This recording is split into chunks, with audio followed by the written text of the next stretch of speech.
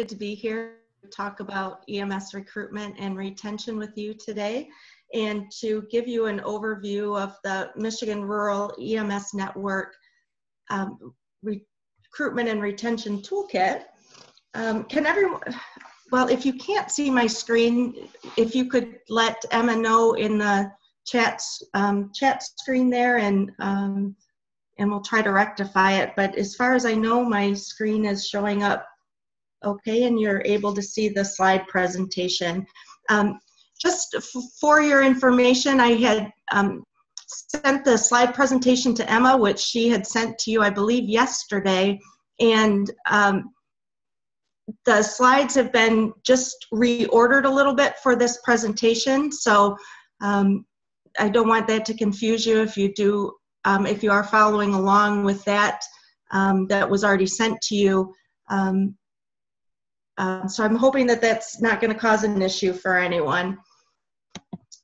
Okay, so first I'd just like to give you an overview of Michigan Rural EMS Network, or MiREMS. We are a 501c3 member organization that is designed to meet the needs of rural EMS professionals and EMS agencies.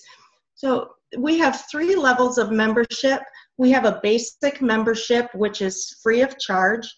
There is no charge, and we are actually redesigning our website right now, and it should be, everything should be migrated over to the new website within the next week or so, and you'll be able to sign up as a member via that website through a pretty easy process.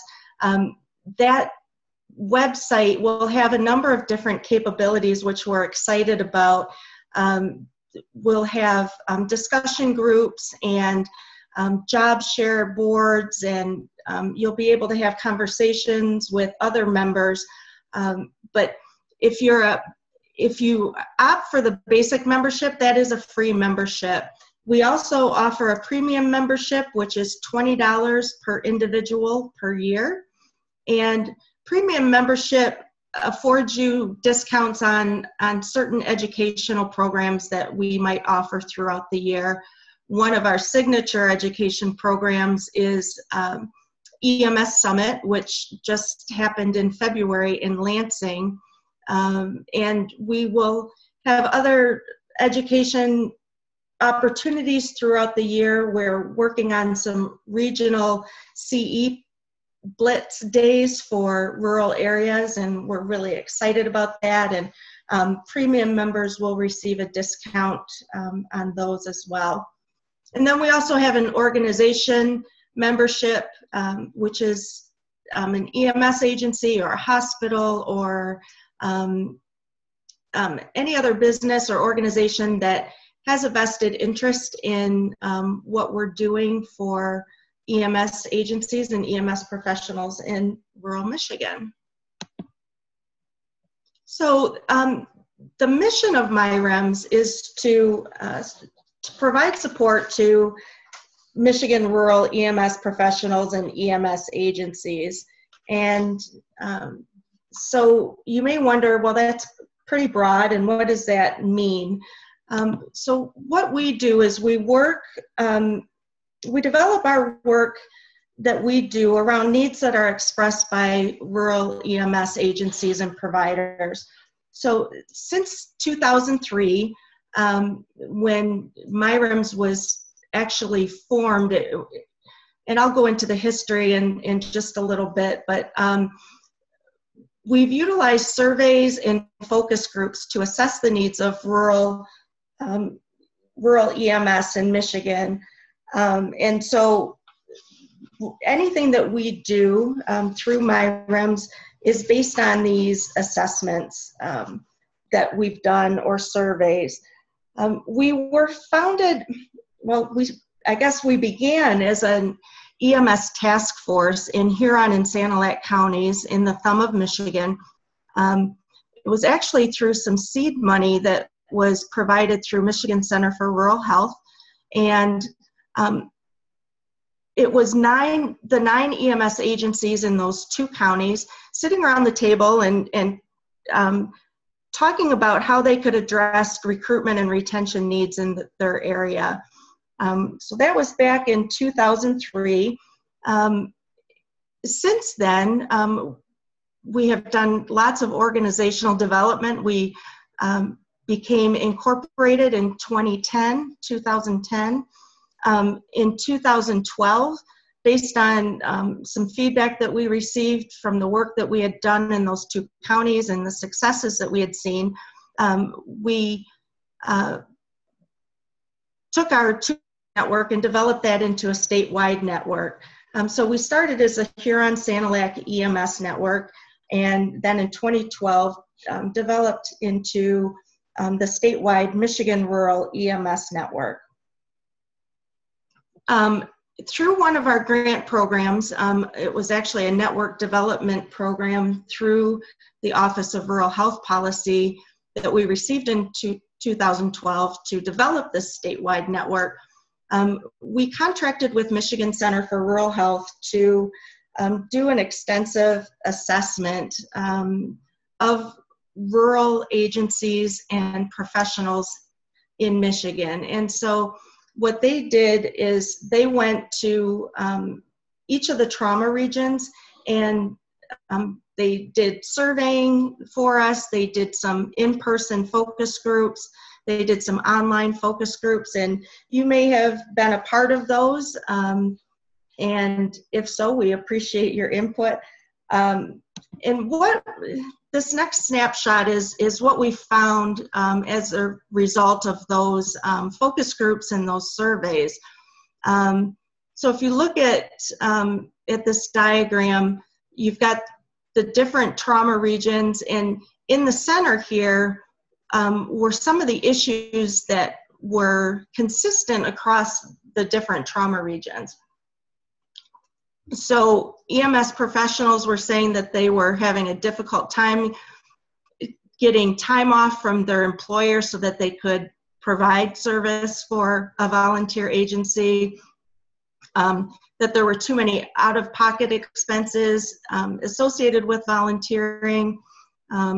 They had difficult time with their full-time shift work and the time demands of the EMS agency, that salary or compensation for calls just wasn't adequate, and I'm sure none of you can relate to that. They felt that the community was not supportive of EMS, and particularly employers did not support them leaving their job to go on calls. Oh, what just happened?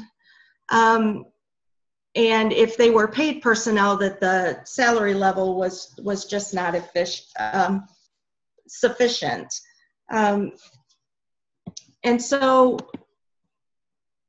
what we did, looking at those results of those focus groups and those surveys, we began to focus our statewide efforts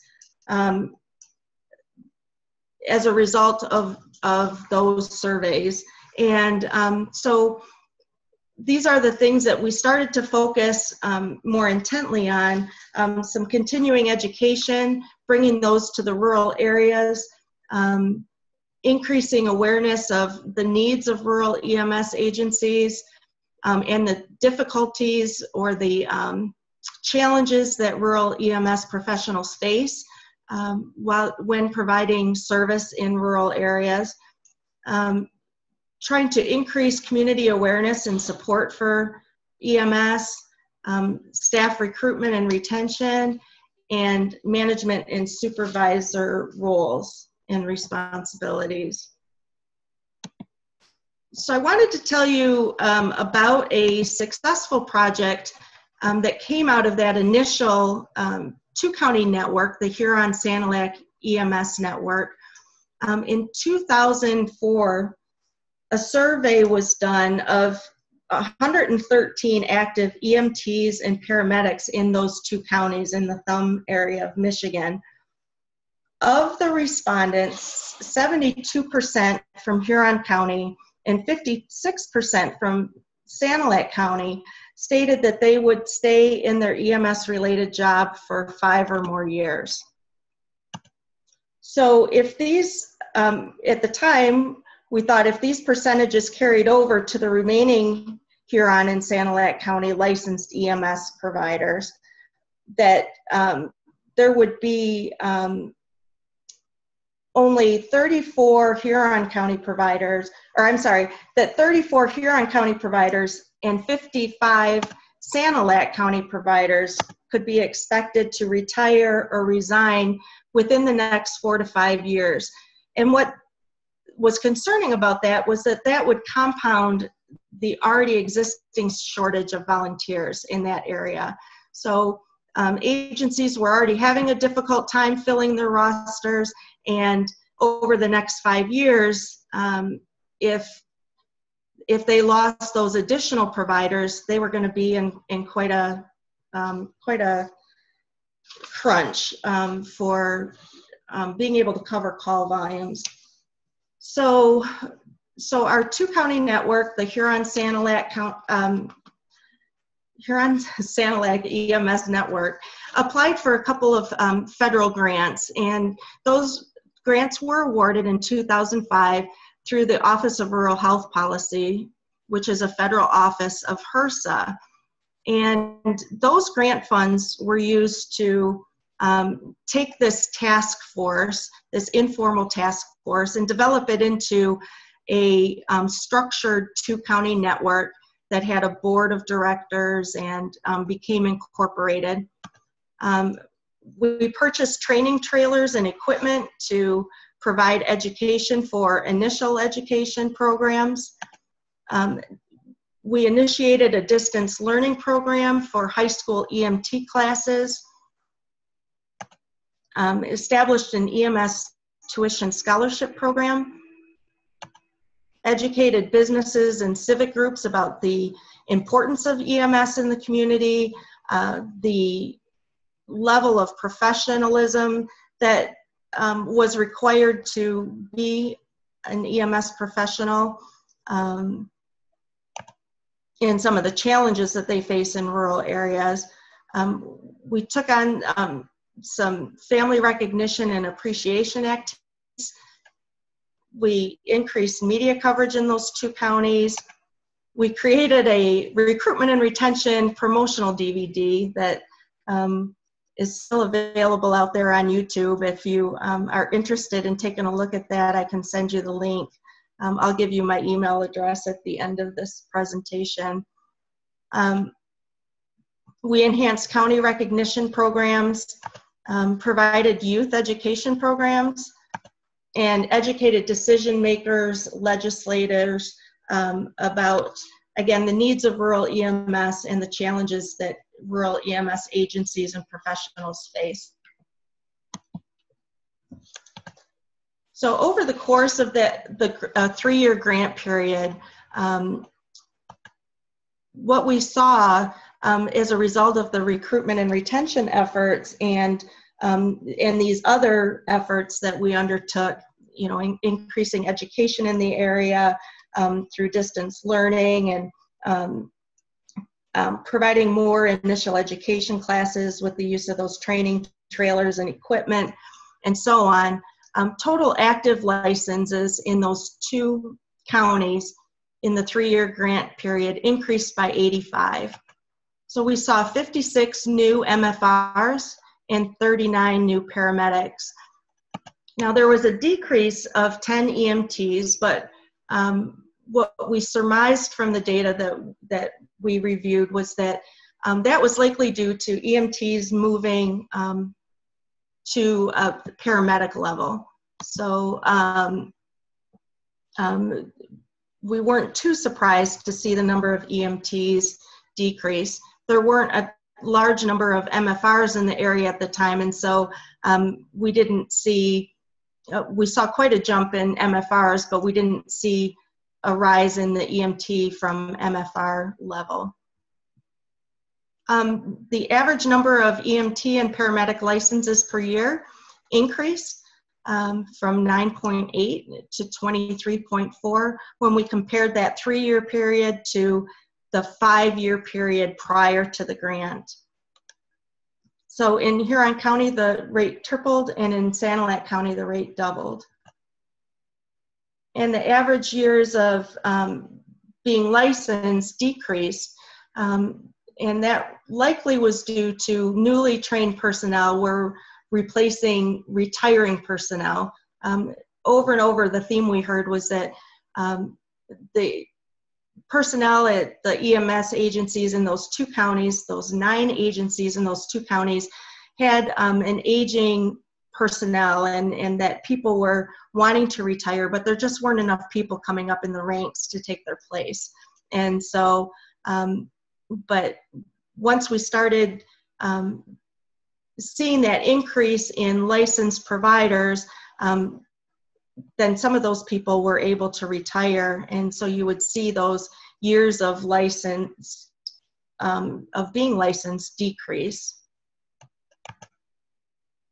So here's just a quick synopsis. These are in your slides that were sent to you, so I won't go through it in detail, but this will give you the statistics from 2004, and then 2009 and 2011. So why is recruitment and retention so important? Why is it, I mean, if you are up on what's current and happening in EMS, it's becoming a hot topic, and not just in rural areas. Rural services and volunteer services are not the only ones that are struggling. Urban agencies are struggling as well. But why is it so important to focus on recruitment and retention, especially in our rural areas? The rural pre-hospital care system provides primary service to about 19% of Michigan residents, which is close to 2 million people and 75% of the state's land mass. The EMS system in many rural communities also needs to expand to meet increased needs during tourist and sporting seasons. In order to meet the demand for pre-hospital care, it's imperative that EMS agencies operate with adequately staffed rosters. And there are many challenges related to rural EMS. Run volumes for rural EMS agencies sometimes can't justify the cost of full-time personnel, and neither can the reimbursement rates for those runs. As a result, EMS agencies rely heavily on part-time or volunteer personnel.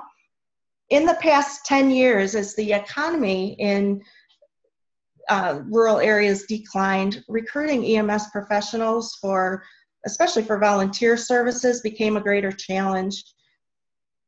Retention has also become an increasing problem.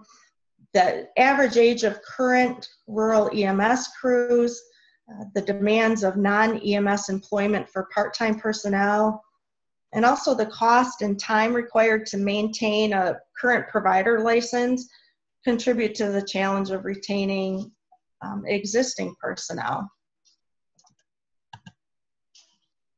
FEMA, one of the resources that we utilized in putting together this toolkit identified 5 key motivators for becoming an EMS professional.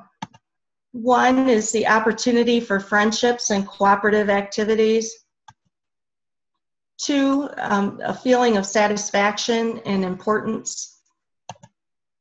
3, altruism, or the desire to do, what's good, what's right. A sense of achievement and self-esteem, and to feel successful in their performance, have a successful career.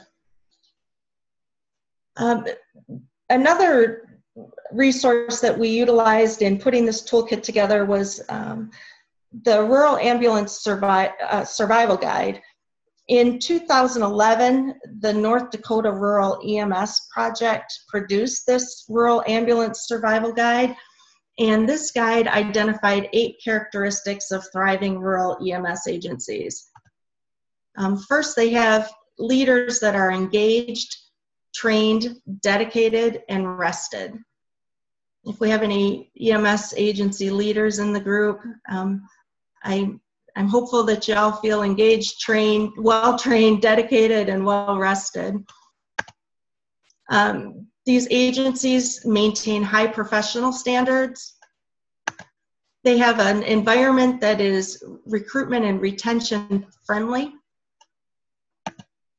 They have compelling stories about their mission and their value to their communities, and they know how to share those stories with communities and decision makers and stakeholders. They have an enforced call schedule, meaning that they don't overtax those EMS professionals that they have on their rosters. Their scheduling is safe and humane. They have adequate funding for their service, whether it's by capturing as much reimbursement as they're able to, or they receive assistance from the community. They know how to seek grants and other opportunities for funding. And they have good facilities, vehicles that are up to date, and equipment that's current.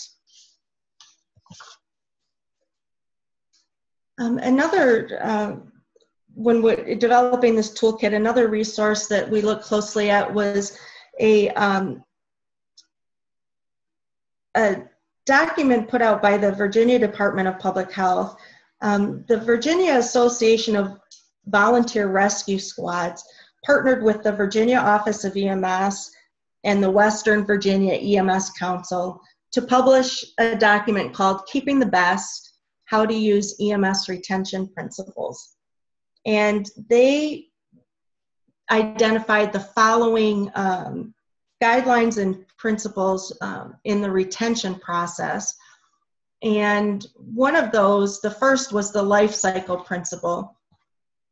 And they state in this document that members of an EMS agency or crew members stay longer when leaders take specific actions at specific points in the retention life cycle.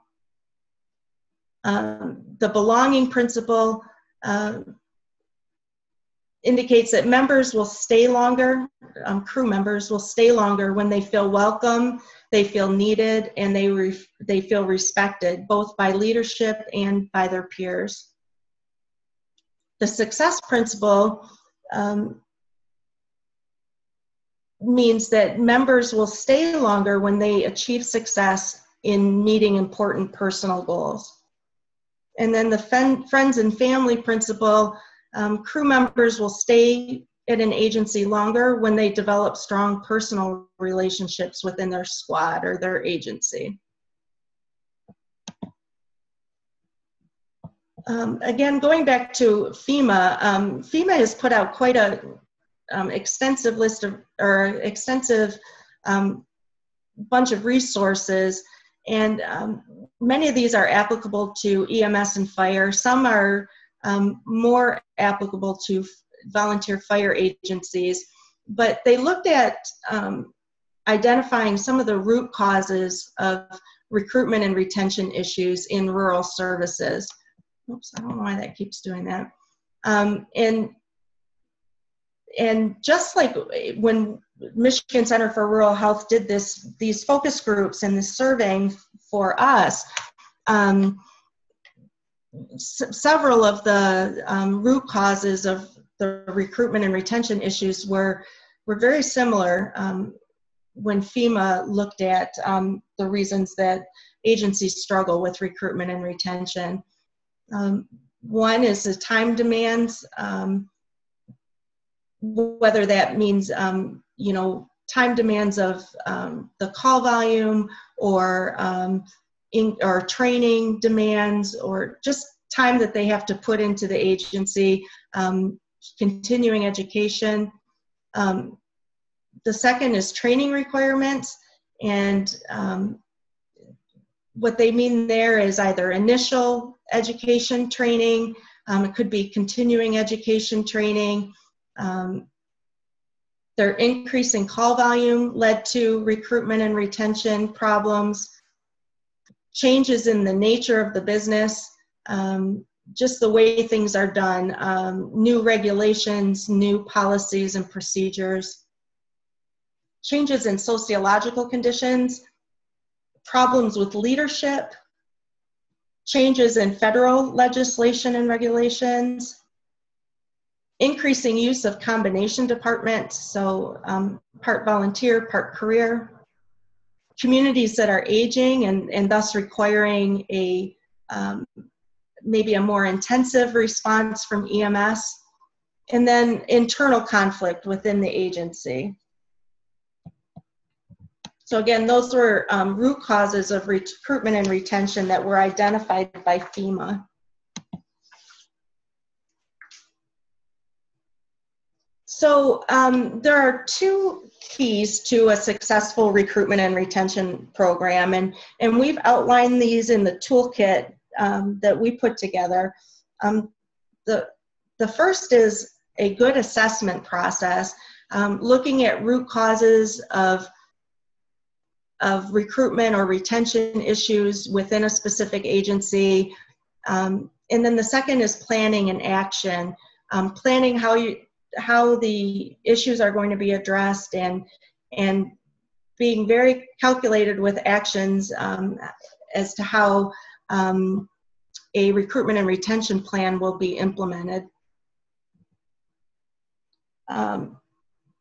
But what we found when we were talking with agencies is even once the toolkit was developed, it's okay, so we have all this information, but where do we start? And so what we did through this toolkit was to try to help EMS leaders identify best practices for recruitment and retention. We've outlined a process that is based on a variety of best practice resources. It's supported by an extensive electronic library that's included with the toolkit on a thumb drive. Best practices have been identified using resources from FEMA, the North Dakota Rural EMS Improvement Project, and the Virginia Department of Health. Oops, let me go. Okay. Sorry, I missed one. The Michigan Rural EMS Network recognizes that many rural EMS leaders perform their duties on a part-time basis, and that so they have limited time to devote to recruitment and retention efforts. So we wanted to make the toolkit as user-friendly as possible, and we designed it as a problem-solving method with two phases. The first, phase one, is the assessment phase. And that phase one includes 5 steps. How to establish your team that is going to address your recruitment and retention issues, how to gather information that is important, such as root cause information. While many of the root causes may be similar from community to community, there may be certain characteristics of your own community that, that may contribute to recruitment and retention issues. So it's important to know exactly what you're dealing with.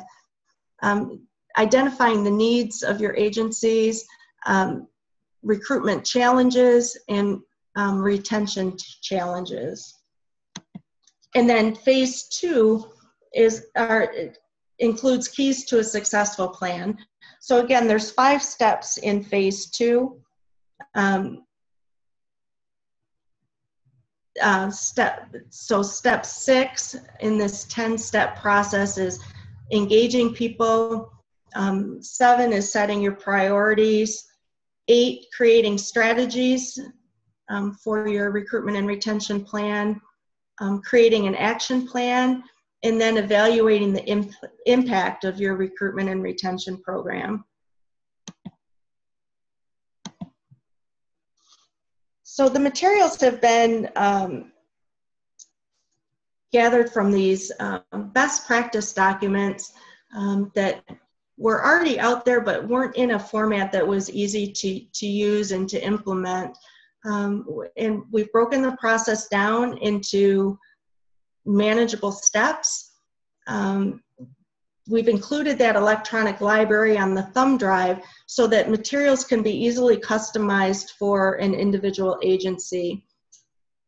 And I'm going to show you, I'll show you what the toolkit looks like in just a few moments. The entire toolkit is also included in that, on that thumb drive. So we have a printed paper copy booklet that can be utilized, or it can be utilized in an electronic format. And then that enables you also, having that, the entire toolkit on that thumb drive enables you to print individual pages for team meetings and such. We've also put together a companion PowerPoint presentation to help with meetings and put together sample meeting agendas. And we've included a timeline template or tool that can be used to plan recruitment and retention program efforts.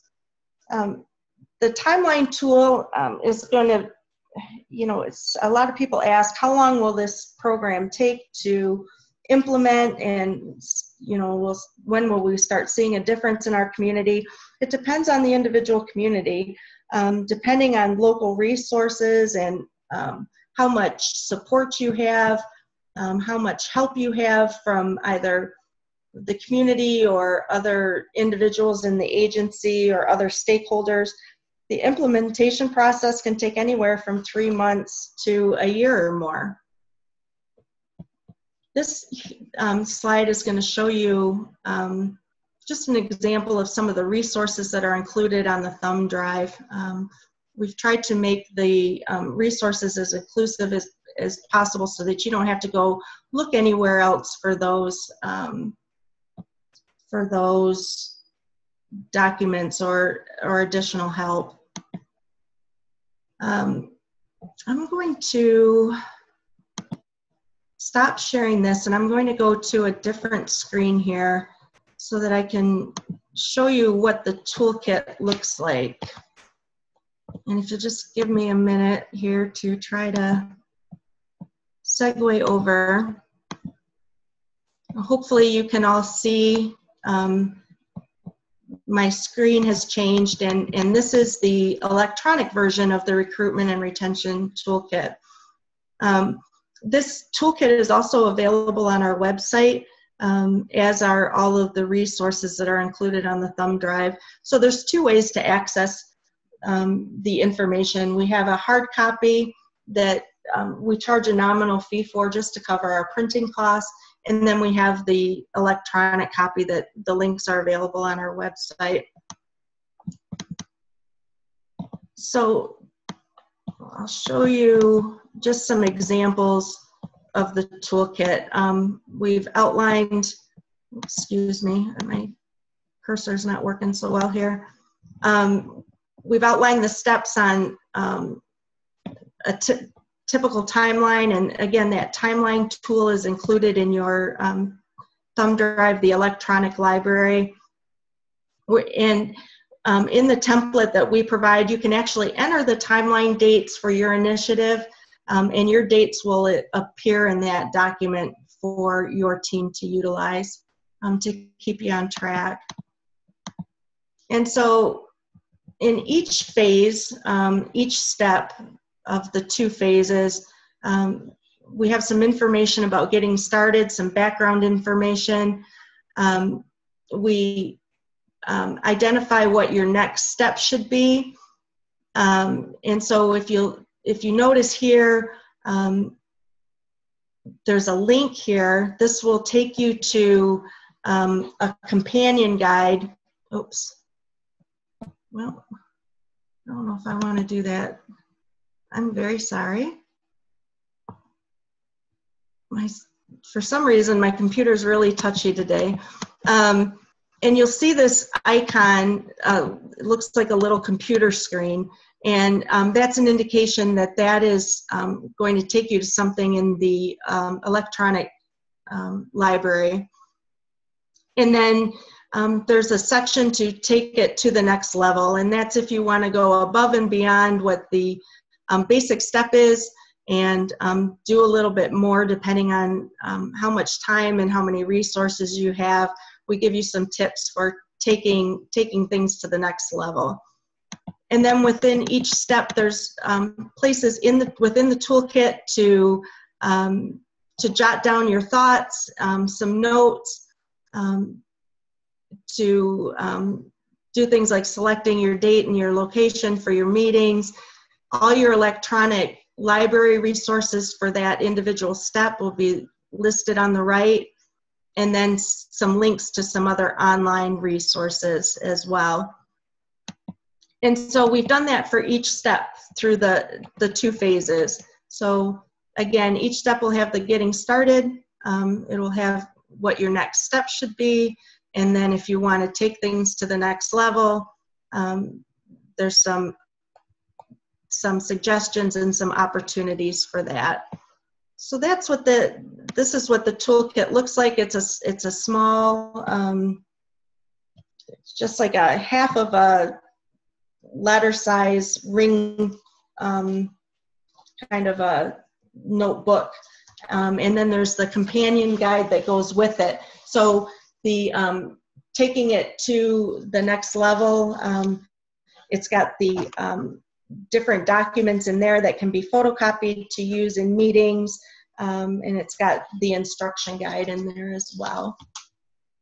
So that is just a quick look at the toolkit there, and I will go back to my PowerPoint.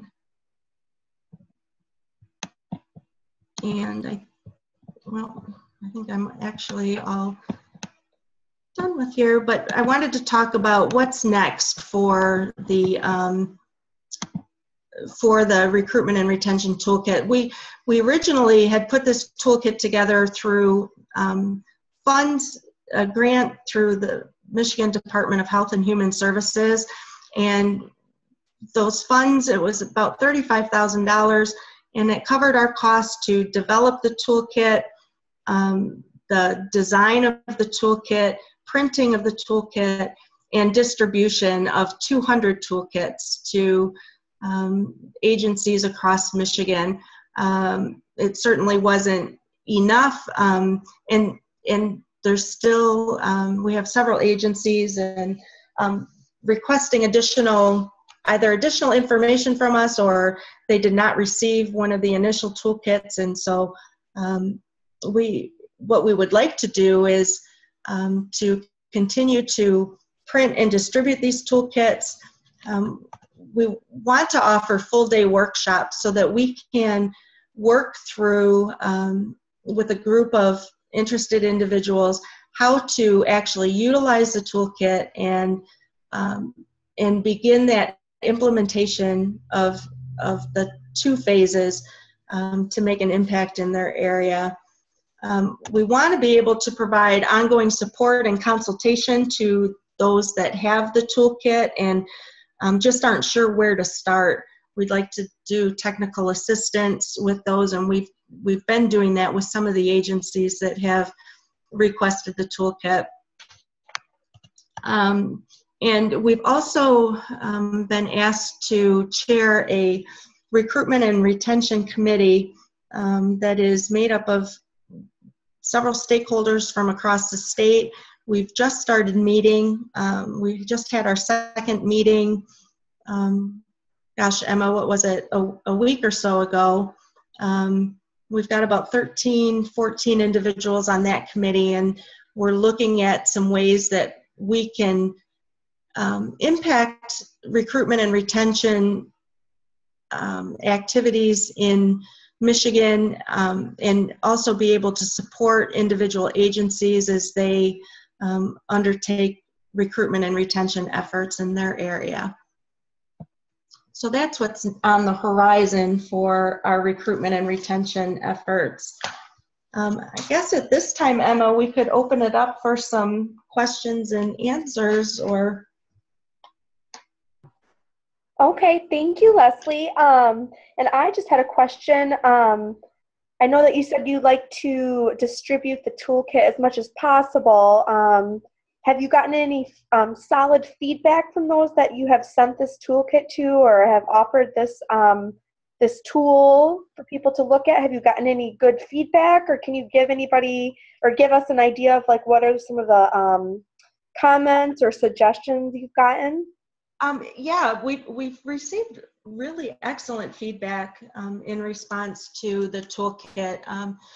People like that it seems easy to implement. It takes a lot of information and makes it available in a format that's easy to implement. I know that agencies have appreciated having the customizable tools, the agendas, the PowerPoint, different needs assessments and those things that they can utilize in their areas. The one thing that we do hear consistently, though, as a challenge is that they would like to have continuing and ongoing technical assistance. I think that it's just, it's a large undertaking to embark on a recruitment and retention initiative, and we certainly understand that, and we don't want these recruitment and retention toolkits to just sit on somebody's desk or bookshelf and collect dust. So we want to be able to provide that ongoing technical assistance, and part of the challenge there is finding, that I guess the funding to be able to have an individual that is dedicated to do that. So we're doing the best we can right now to provide that technical assistance, and we hope to expand that in the future. We've not received any feedback yet, and we do have an evaluation process that is ready to go as a result of that grant application to Michigan Department of Health and Human Services. And so we will be evaluating the efforts of those that have received the toolkits and begun that implementation process. Well, all right, that's awesome. So at this time, I am going to go ahead and unmute the lines, everybody. And like Leslie mentioned, we, as in her and I, and a couple others that I think are actually on the webinar tonight, we did start an EMS recruitment and retention committee. And as Leslie said, we just had our second meeting. So recruitment and retention is a really big topic, of course, as you all know, and this is why we decided we thought it would be beneficial and valuable to share the MiREMS recruitment and retention toolkit. And I do recommend that everybody goes to the MiREMS website to check this out. As you can see, it's quite interactive, and you can see it right on your computer or your laptop, and it's really vivid and engaging. And especially if you are a director or higher up in your agency, I would highly recommend looking into this. And if you have any additional questions or comments or any further conversation you'd like to have with Leslie and anybody on her board or myself, please reach out to us. And it looks like Leslie is putting up all her contact information for you guys. So please reach out to us with anything that you would find helpful to help you guys. And as you guys have heard from me in past webinars, is the EMS Leadership Academy workshops that MCRH puts on. That is another way of recruitment and retention purposes, and another solid way that we as a nonprofit likes to try to implement recruiting EMS personnel and keeping those EMS in the rural areas to work in the EMS field. And so it's definitely an issue overall, the whole state of Michigan, but especially in rural areas. And we know that it affects every one of you. So thank you for joining us, but I will go ahead and unmute everybody.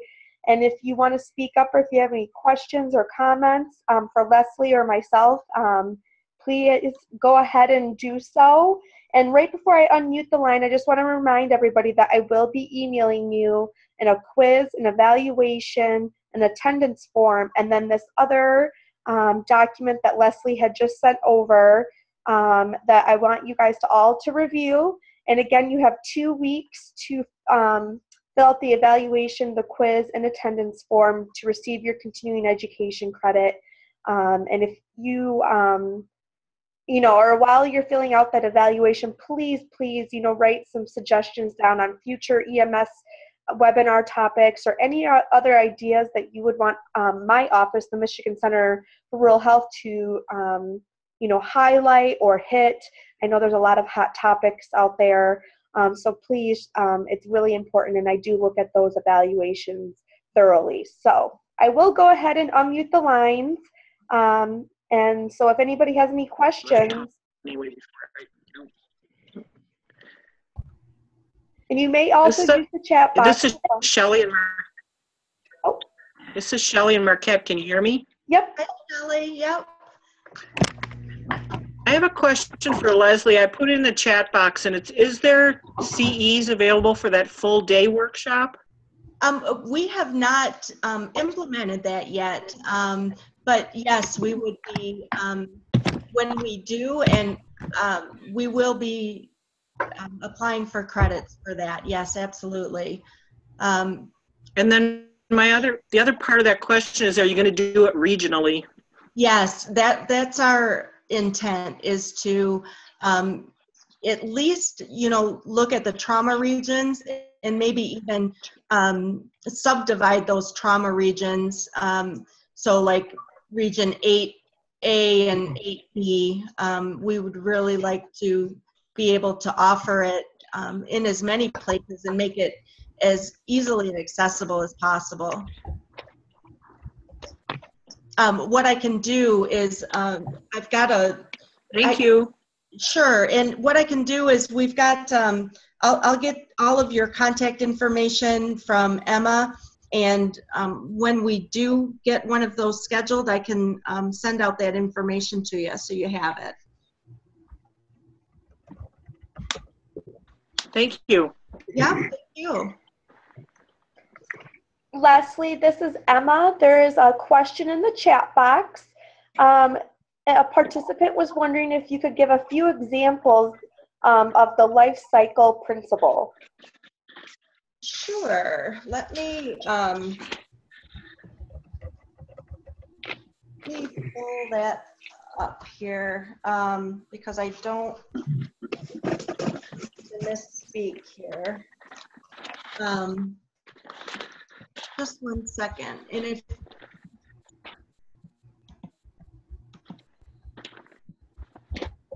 sorry, I'm trying to get back to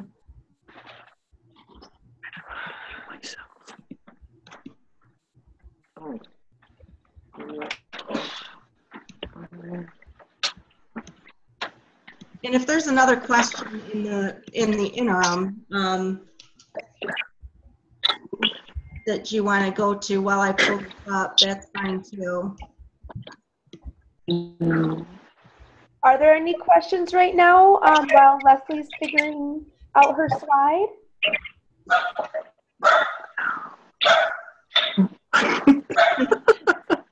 I'm sorry, but that's funny.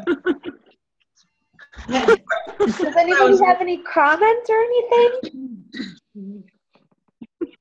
I was really concerned about that happening at my house. So I'm glad it's not me. I have a question to put out there for you. For participants that are listening. What are some personal issues in your agency as far as recruiting and retaining goes that you have found? I'm sorry, can you repeat that? There's some feedback. Sure, I'm going to go ahead and mute everybody, and then I'm going to go ahead and let people unmute themselves to answer the question. And so my question to you all is, in your individual agency, what are some recruiting and retention issues or trends you have seen over, I would say, the last couple months or the last year? Does anybody want to share those concerns or anything? Again, I did mute you guys, so you can go ahead and unmute yourself if you would like to talk.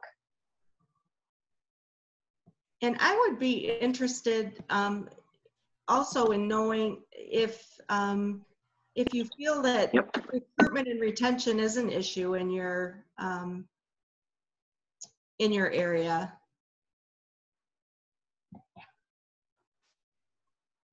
Is there anybody on the line that does not feel like recruitment retention is an issue in their area? This is Shelley again in Marquette County. We don't have an issue in our team right now, but we have in the past. And I foresee in the future, that'll happen again.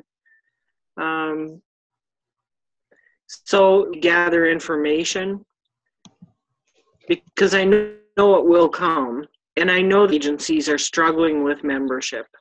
For some reason, we happen to be a moment. You happen to be what?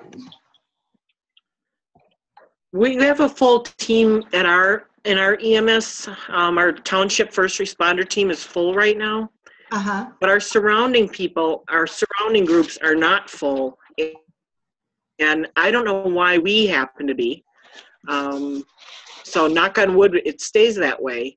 But we've been short in the past, and I expect at some point in the future we'll also have some shortages. So, wanting this information for those times that it is going to be a bit of a struggle. And why do you think it's not a struggle right now? I mean, what has changed? Do you know?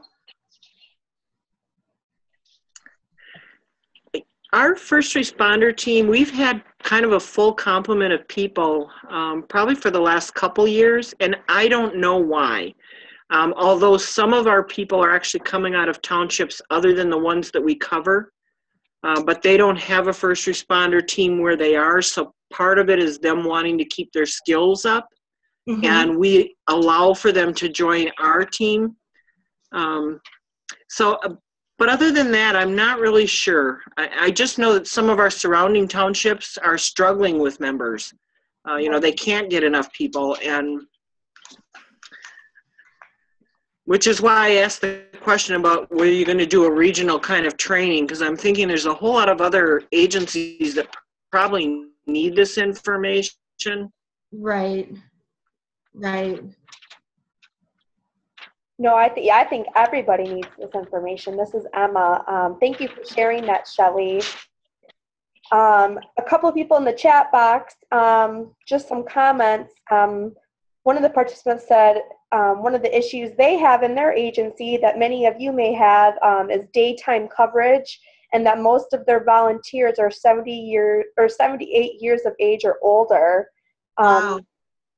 So, Leslie, I think you and I could probably comment on that, about how that's something that has come up in our committee meetings, where, the older population is kind of dwindling down, and trying to recruit those younger millennials is definitely harder these days. So absolutely. And so I believe that's probably a common issue among many agencies. Yeah, and I forgot to mention that I don't know how many of you are aware of the EMSCC, which is the EMS Coordinating Committee that meets every other month in Lansing. And there is a subcommittee of that group, which is the rural subcommittee. And one of the issues that we're working on together is recruitment and retention, and looking at ways that, we can get that influx of new EMS professionals into the pool, so that when those people do retire, there are people there to take their place. But it's a struggle. So many changes, both with the economy and with just the millennial workforce is, it's a different animal than it used to be. I wanted to go back, just so I don't forget, Emma, to the life cycle principle. Yes, go ahead. I'll explain that a little more. So this Virginia Department of Health identified that there are 3 major phases that crew members go through over time, over their time at an agency. And the first phase is investment in training. Then the second phase is active involvement. And then the third phase is lead or mastery. And so when I said that members stay longer when leadership takes specific actions in the retention life cycle, and that's that life cycle principle, meaning that the leadership is very intentional about how they interact with crew members at various stages throughout their career. Making sure in that first phase, the investment and training phase, that they provide adequate orientation, making sure that they're making a good match, either with crew members or with the job duties in the individual. Then in that second phase, the active involvement, leadership needs to be very proactive in knowing how to prevent burnout, how to manage time conflicts, and how to also manage interpersonal conflicts that might arise within the agency. And then in that third phase, leader mastery phase of the retention life cycle, leadership needs to understand how to address declining competencies and make sure that competencies are set at a high standard and competencies are met, and that when commitment starts to maybe wane a little bit, that they know how to keep those crew members engaged and committed to both their position and their agency. So I hope that helps. Yeah, does anybody have any questions that, or any further comments about the life cycle? Or does that answer your question? It is 7 o'clock. Are there any other comments or questions or any other input that you want to give Leslie or myself about recruitment and retention in EMS? It's something that we're definitely trying to tackle. It's definitely something on our agenda, so we definitely thought this was something that we'd love to share with all of you. And again, we will share this MiREMS toolkit with everybody. And if you haven't been to the MiREMS website, you must do it. It's a really cool website. Oh, you're getting some good job comments in the group chat, Leslie. Oh, that's really nice. Thank you. This is my first webinar, and it's just honestly kind of strange. I'm not seeing your face because I was looking at my PowerPoint, and having you all muted was an interesting challenge. So, but thank you for the questions and for staying engaged throughout the presentation. I'm very excited to have shared this with you, and please feel free to email me or call me if you have questions, and or if we can provide further assistance for you. Thank you, Leslie. I think you did a great job. I don't think if you hadn't told everybody that this was your first time doing a webinar, I don't think anybody would have noticed. So I think you did a great job. And I thank everybody again for joining us tonight. I do want to say one thing. I don't have it prepared yet, but it will be out in about the next week. I will have another webinar. It'll be April 19th. It's a Wednesday from 6 to 7, and Matt Drake is going to be speaking again. He's spoke on several presentations and webinars for me in the last couple months, but he's going to be speaking to allergies in pediatrics. So look for that registration to come out soon. And again, I will be emailing everybody after the webinar has concluded with some information that doesn't include that registration. But again, this is recorded, and I will put this webinar up on my website, the Michigan Center for Rural Health website, under the EMS webinar section, hopefully by Friday. So I don't want to take anybody else's time up. It is 7:03, so if there's no other questions or comments, I hope you guys have a great night. And again, thank you, Leslie. I'm sure I'll be talking to you soon. Yeah, feel better. And thanks, yeah, everyone. Thank you. Thanks, everyone, for being here. Thank you, and have a great night, everybody. And if for some reason you don't get an email from me after this webinar, please reach out to me to make sure that you have all the information you need. So have a great night, and I will see you on the next webinar. Good night. Good night.